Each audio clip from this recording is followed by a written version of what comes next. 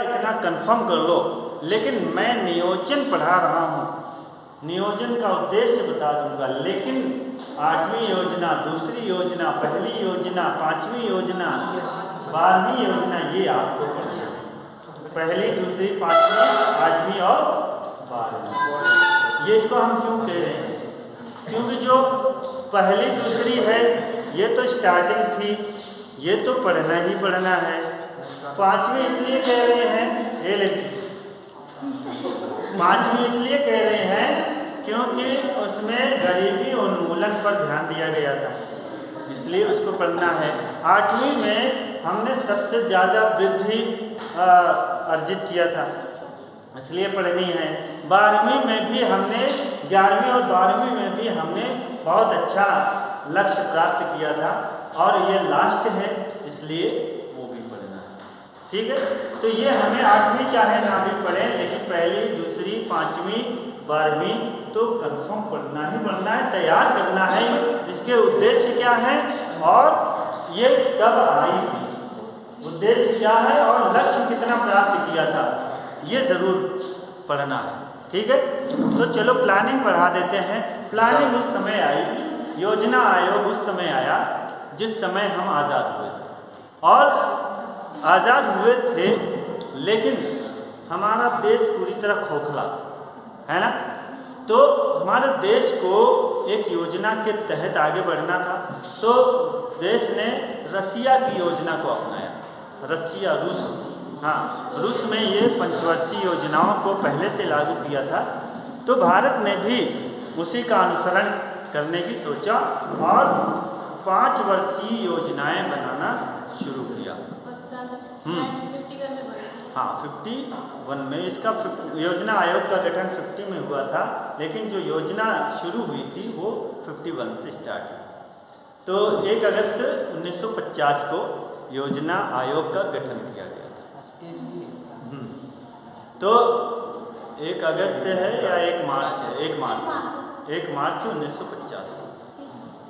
ठीक है, तो ये जो है जब योजना आयोग स्टेबल हुआ तो उसमें 5 वर्षीय योजनाओं को बनाया गया। इससे ये था कि कोई ना कोई लक्ष्य निर्धारित हो तब तो हम काम कर पाएंगे।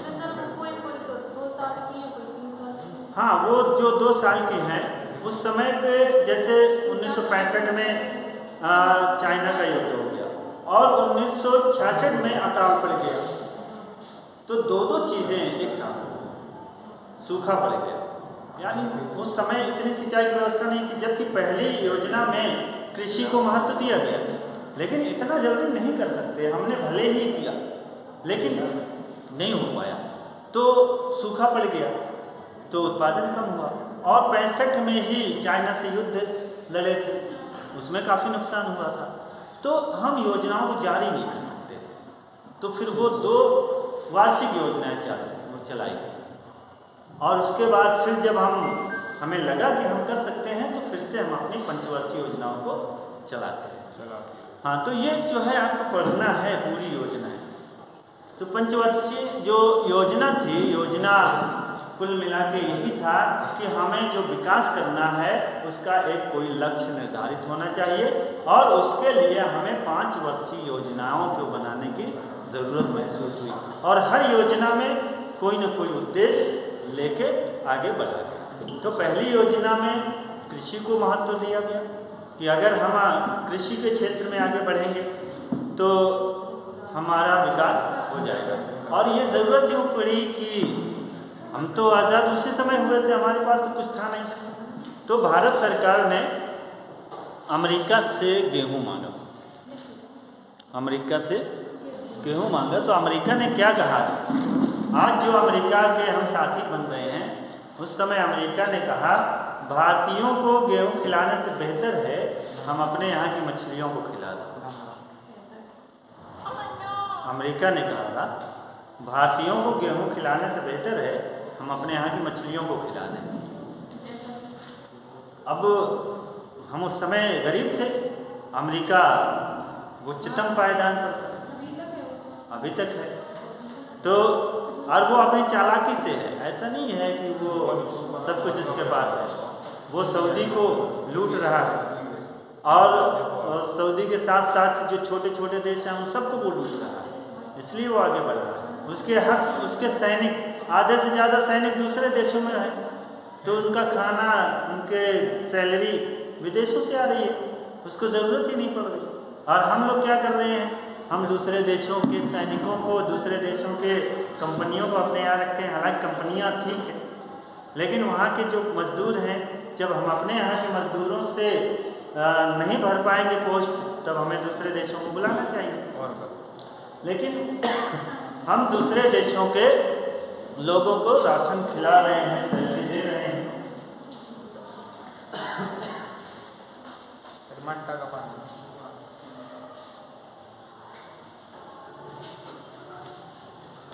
जीने के लिए ये नहीं देखा जाता कहाँ भगवान आप बोल लेते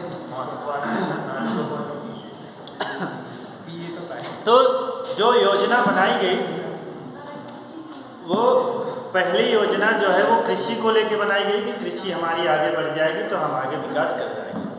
फिर दूसरी योजना में औद्योगिकरण पर ध्यान दिया गया, और तीसरी योजना में गरीबी को दूर करने के लिए प्रयास किए गए, और इन सब का मिला जुला रूप तीसरी योजना में देखने को मिला। तो इस तरह से हम लोगों ने पंचवर्षीय योजना बनाई, और पंचवर्षीय योजनाओं के आधार पर अपने विकास के लक्ष्यों को प्राप्त करते हुए आगे बढ़े, और उसी के दम पर हमें लगता है कि आज हम लोग यहाँ पर हैं। अगर कोई लक्ष्य निर्धारित नहीं किया जाता तो शायद आगे नहीं बढ़ पाते। तो इसके कुछ उद्देश्य थे, उन उद्देश्यों को ध्यान में रख करके किया गया था।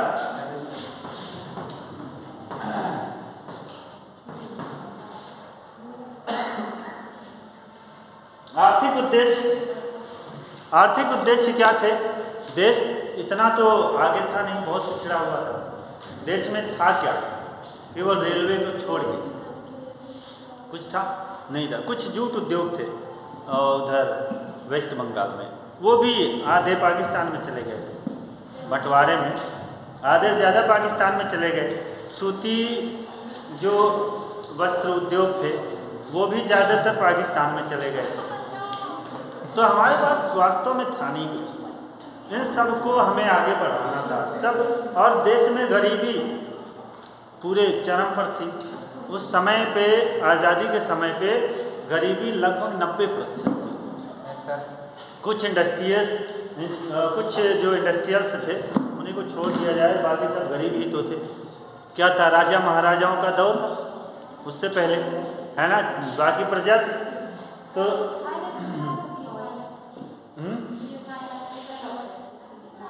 आके बैठ जाओ।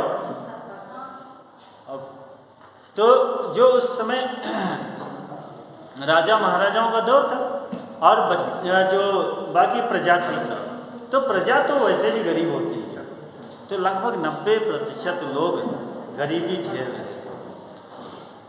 तो उनको आगे बढ़ाना था, तो इन उद्देश्यों को लेकर के आगे बढ़ा गया। प्रति व्यक्ति आय बहुत कम थी, गरीबी बहुत थी, जनसंख्या बहुत अधिक थी, कृषि कुछ थी ही नहीं, केवल मानसून पर आधारित थी। बारिश हो गई तो फसल हो गई, बारिश नहीं हुई तो उसी का परिणाम था 1965 का जो अकाल आया, 66 में सूखा पड़ा था ना। तो वो सूखा जो है क्या हुआ, हमारे इसी का परिणाम था ना, कि अगर वो उस पर नहीं हम निर्भर होते तो हमारे सिंचाई व्यवस्था अगर अच्छी होती तो हमारी कृषि हो जाती, हमें कोई प्रॉब्लम ही नहीं है। आज अगर सूखा पड़ जाए तो हमें लगता है कृषि की एक बार तो सिंचाई कर ही ले जाएंगे, है ना, क्योंकि हमारे पास नहरें हैं, नदियां हैं, तालाब हैं, अभी भी सब कुछ हमारे पास ट्यूबवेल्स हैं, उनसे हम अपनी सिंचाई कर सकते हैं। तो अगर हम एक बार अकाल पड़ भी जाए तब भी एक बार तो झेल जाएंगे। अभी हमें लगता है उसके बाद से अकाल आया नहीं अपने यहाँ, थोड़ा बहुत। जैसे अभी 3 साल पहले बारिश के समय पे बारिश कम हुई तो उर्दा मुर्दा जो है बेकार है ना, उनमें फल नहीं आए। फूल तो आए थे, फल ही नहीं आए। तो ऐसा जो है बहुत कम देखने को मिलता है। और अब ज़्यादातर हम लोग सिंचाई से व्यवस्था कर लेते हैं। तो ये आर्थिक उद्देश्य था। सामाजिक उद्देश्य भी समाज में लोग बिखरे हुए थे। जब आज़ादी का दौर आया तो उस समय पाकिस्तान का बंटवारा हुआ। पाकिस्तान के बंटने पर हिंदू मुस्लिम में बहुत सारी लड़ाई हुई। तो इनमें जो दूरियां आ गई थी उन सबको भी पाटना था। जो गरीबी आ गई थी, बेरोज़गारी थी, उन सबको दूर करना था। तो इन सब के लिए योजना लाना बहुत ज़रूरी था। तो इसलिए प्लानिंग की व्यवस्था की गई। तो अब ये जो प्लानिंग्स है, प्लानिंग कितनी सफल हुई, कितनी असफल हुई, ये हम इस समय परिस्थितियां देख के बता सकते हैं। और हमें लगता है कि आज हम काफ़ी हद तक जो यहाँ पहुँचे हैं, हमारे पास जितने संसाधन अभी हैं, जो हम जॉब्स हैं, हमारे पास जितनी इंडस्ट्रीज़ लगी हैं, चाहे वो रेलवे हो, जो आपका पोर्ट हो, एयरपोर्ट हो, ये सब का अगर विकास हुआ है तो हमें लगता है ये प्लानिंग की वजह से हुआ है। अगर हम कोई लक्ष्य डिसाइड ना करते तो इतना जल्दी हम इतना आगे नहीं बढ़ पाते, है ना। हम पीछे ज़रूर हैं, लेकिन जिस समय से हम ये काम कर रहे हैं, जिस समय से हम आगे बढ़ रहे हैं, उस समय से अगर देखा जाए तो हम सबसे आगे हैं। नेपाल, पाकिस्तान, बांग्लादेश, ये सब, श्रीलंका, चीन तो आगे है क्योंकि वो हमसे पहले से विकास कर रहा है ना। तो इन सबको अगर देख लिया जाए तो इन सबसे हम आगे हैं। तो अगर हम इसमें प्लानिंग को मानते हैं कि प्लानिंग ने हमें दिया, लेकिन कुछ ऐसा भी हो सकता है कि प्लानिंग से हम पीछे रह गए, उसको शामिल ना कर पाए।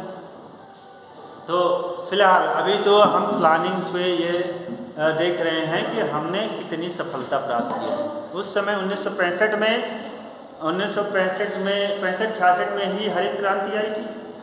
जब सूखा पड़ा तो ये महसूस हुआ कि इस तरह से तो हम बेकार हो जाएंगे। फिर उस समय हरित क्रांति की व्यवस्था की गई, हरित क्रांति लाई गई। तो उसमें नए नए बीज और रासायनिक खादों का प्रयोग, पेस्टिसाइड्स का यूज, इन सब को उसमें शामिल किया गया, क्योंकि हम पुराने बीजों का इस्तेमाल करते थे और जो जैविक खाद थी उन्हीं का इस्तेमाल करते थे, और हम बारिश पर डिपेंड रहा करते थे। तो बारिश नहीं होती थी तो फसल बेकार हो जाती थी। तो उस समय नहरें खुदवाई गई, है ना, सिंचाई की व्यवस्था की गई, सरकारी ट्यूबवेल्स लगवाए गए। तो इससे जो सिंचाई की व्यवस्था थी, सिंचाई की व्यवस्था अच्छी हो गई। तो जो फसलें हमारी नष्ट हो जाती थी, उन फसलों में उत्पादन कई गुना बढ़ गया। हम लोगों को कितना मिलता था? बहुत कम मिलता था, बहुत कम उत्पादन होता था। लेकिन रासायनिक खादों के प्रयोग से उत्पादन कई गुना हो गया। आज हमारा कई टन गेहूँ, कई टन अनाज सड़ जाते हैं, हम उनको ला ही नहीं पाते।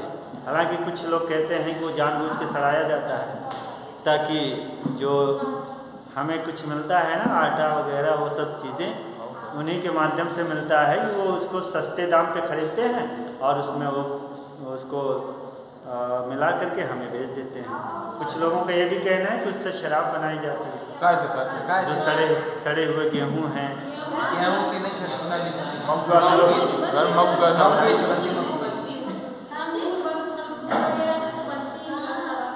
तुम लोग बहुत पीछे हो।